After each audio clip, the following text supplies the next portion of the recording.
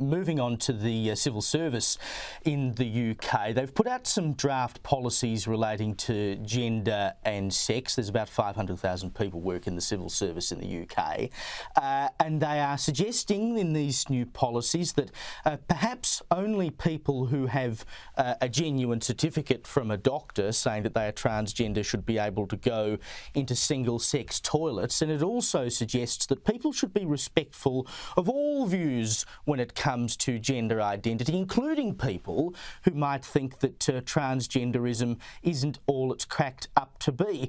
The lefty website Vice has hit out and said, oh, this is transphobic. I think most people would say it's common sense.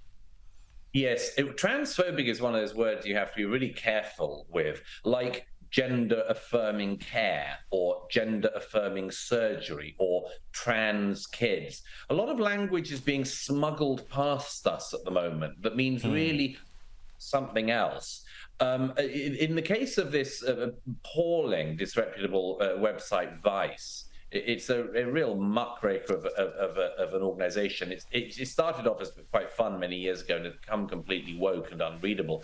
The correspondent who wrote this used to actually be the so-called LGBTQIA+ correspondent for the BBC, until the BBC realized that actually this wasn't having a correspondent writing about gay issues, it was actually having a sort of ambassador within the organization.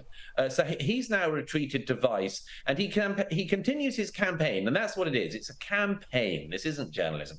And on this occasion, his pro-trans campaign and pro-transing of kids and everyone else campaign has ended up with this desperate attack to pretend that what you quite rightly describe as common sense is in actual fact transphobic.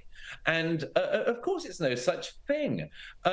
This document says quite rightly that there will be some people who have gender critical views. That's what we all used to call till quite recently, again, common sense. But this piece sort of says how can a trans person in the civil service possibly coexist with somebody who quote denies my identity? Well, they don't. They just have a different opinion from you, love. And you know, that's one thing in this world, isn't it? You've got to rub along with people of different opinions.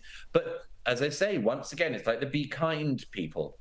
All those people who say, we just want tolerance. Oh, no, so many of them don't. So many of them don't want tolerance. They just want wild acceptance of themselves, deep intolerance of anyone who disagrees with them.